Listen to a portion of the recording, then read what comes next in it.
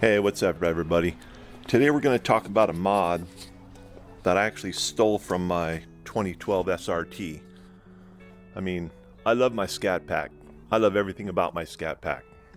But there's one thing that's always bothered me since I got it, and that's the cup holders. Let's talk about these cup holders for a second. I mean, they're not deep enough to really hold anything, and there's this gap in the middle that's for what? So I remember my 2012 had heated and cooled cup holders. It was a better design, they're deeper, and they really snug the drink better. Not only that, but they heat and cool. So I did a little research and found that the 2012 cup holders are a direct bolt-in for the 15 and up Chargers. So right here we have a side-by-side comparison for the Scat Pack cup holders and the factory cup holders from an SRT 2011 to 2014. The older one's a little bit bigger and a little bit deeper, but it will fit. I mean, the mounting screws are in the exact same spot, and it even uses the same cover, the slide cover that goes over them. Here you'll see the difference in height,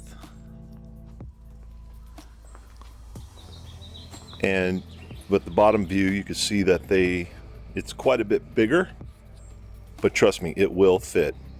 And it's a direct bolt-in replacement for the one you have now. If you compare the plugs are identical.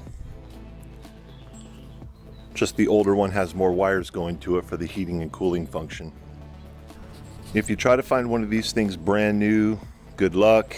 You might be able to find one, and they're not going to be cheap.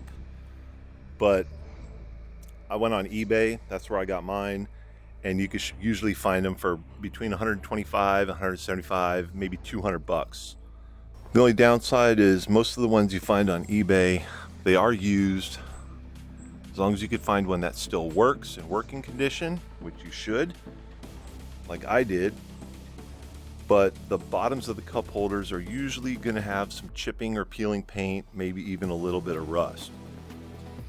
So all you have to do is you get some VHT gloss black, or probably more like satin black, and you just shoot a little bit of paint down the bottom of them, and they look fine. You can even go on Amazon and get these little cup holder inserts like I did. There's a ton of different ones out there. There's lighted ones. I just got these little rubber black cup holder inserts with the Dodge hash logos. You pop those right inside and it looks like brand new. Looks perfect. To install this is super simple. All you really need is a Phillips head screwdriver. You take the two side panels, they're just held in by metal clips. You just kind of pop them out. You don't need to take them all the way off, just pop them out a little bit. Then you got to take off the shifter bezel. It's held on by 4 clips in the 4 corners. Once the side panels are off, you could reach underneath, pop up 1 clip, and then the other 3 should pop right out. You don't even need to remove it, you just undid it to get it out of the way.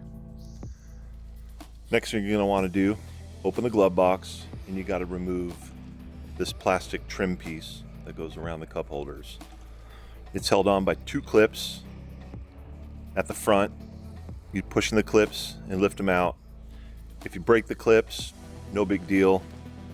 As you can see, mine are already broken and it doesn't go anywhere. It just sits right in there and it doesn't move. The next thing you're going to want to do is remove the 6 screws holding it in. Now, remove the 2 screws on the left and the 2 screws on the right first. This removes the track with the cup holder cover. You have to remove that before you actually take the cup holder out. So you get those 4 screws out, and then you can remove the cover. Once you have the cover removed, you take out the 2 remaining screws at the front of the cup holder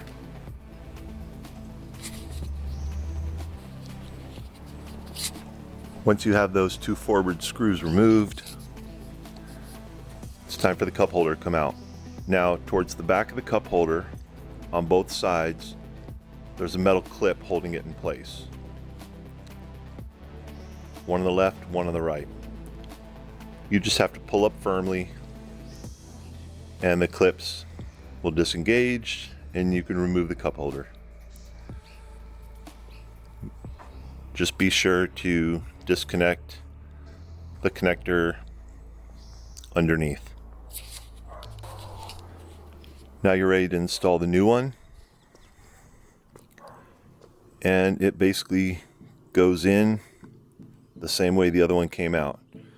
Just make sure you plug in the connector before installing it. So let's see how it worked. Proof is everything, right? So I went and grabbed a soda from my refrigerator,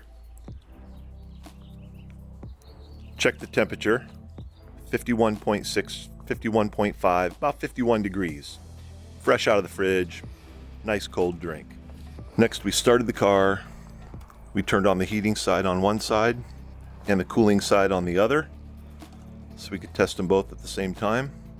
We let the car run for about 5 minutes, just so they can actually get cold and hot. So we got our temperature gauge. We kind of checked ambient temperature in the car, about 75 degrees.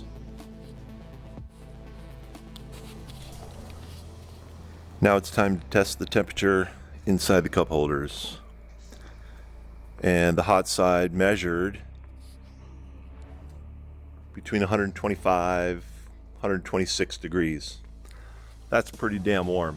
That'll keep your coffee hot for a while. Next, we tested the cold side, and its temperature got down to about 47, 48 degrees. Now remember, we took a soda fresh out of the fridge and it was warmer than that, so this thing will definitely keep your drinks cold. I'll go ahead and put the part number so you could look it up in case you want to order it.